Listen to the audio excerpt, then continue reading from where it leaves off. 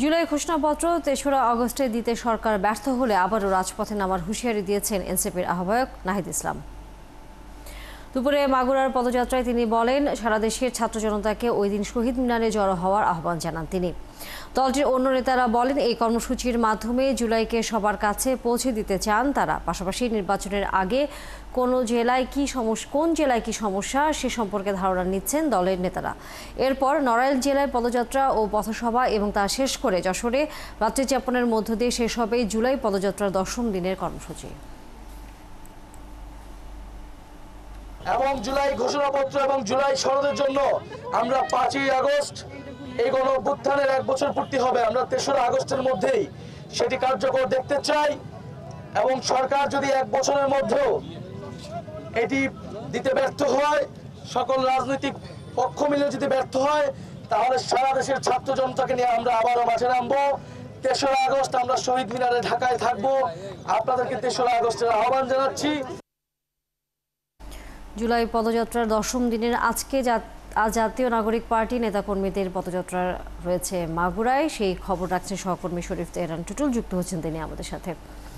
টুটুল, এই মুহূর্তে পদযাত্রাটি কোথায় অবস্থান করছে এবং পদযাত্রায় আজকে কী ধরনের বক্তব্য এসেছে? এর আগে বিভিন্ন জায়গায় আমরা যখন দেখেছি আহ্বায়ক নাহিদ ইসলাম কথা বলেছেন। তানিয়া, আপনাকে ধন্যবাদ। আসলে পদযাত্রা মাগুরাতে 1টার পরে আসে এবং 3টার মধ্যে সমাবেশ এবং পদযাত্রা শেষ হয়ে যায়। মূলত এই শহরব্যাপী তারা প্রদক্ষিণ করে।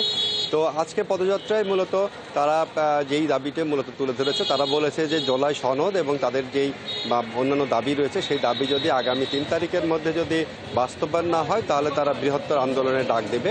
এই বিষয়টি তাদের মুখ্য সমন্বয়ক যে নাহিদ ইসলাম, তিনি এইটি বলেন।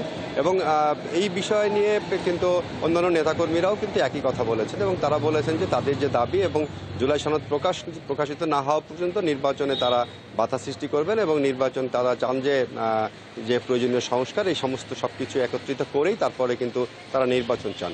আরেকটি বিষয় হলো, এখানে তারা 3টার পরপরই তারা এখান থেকে পদযাত্রা শেষ করে তারা নড়াইলের উদ্দেশ্যে রওনা হয় এবং সকাল থেকেই কিন্তু আমরা ভায়নার মোড়ে অপেক্ষা করছিলাম এবং নেতাকর্মীরা কিন্তু সকাল থেকেই ভায়নার মোড়ে অপেক্ষা করছিল এবং তো অবশেষে 1টার সময় তাদের সেই প্রত্যাশিত তাদের নেতাকর্মীদের তারা দেখতে পান এবং তাদের কথাবার্তা শোনেন এবং পুরো শহর ঘুরে প্রদক্ষিণ করতে প্রায় 1 ঘন্টার উপরে লেগে যায়।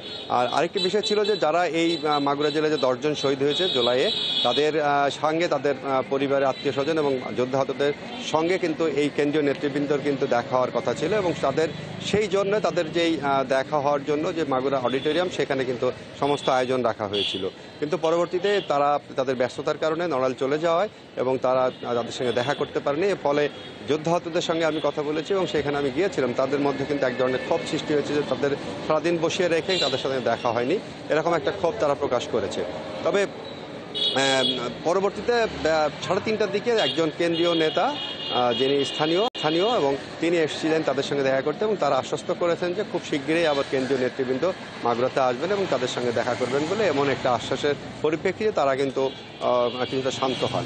তবে সব মিলিয়ে এই বিষয়টাকে কিন্তু যারা উপস্থিত ছিলেন এবং যারা এসেছিলেন তারা কিন্তু কেউই ভালো চোখে দেখেননি বলে, তারা কাঙ্ক্ষিত লোক তাদের ছিল যে তারা অন্তত কেন্দ্রীয় নেতৃবৃন্দ তাদের সঙ্গে দেখা করবেন এবং তাদের কথা শুনবেন। তবে আমি সেখানে ছিলাম এবং সেখানে একজন যোদ্ধাহত। ধন্যবাদ শরীফ তেহরান টুটুল। নিশ্চয়ই আমরা পরবর্তীতে আবারও যুক্ত হয়ে এনসিপির যে পদযাত্রা সেই খবর জানবো আপনার কাছ থেকে।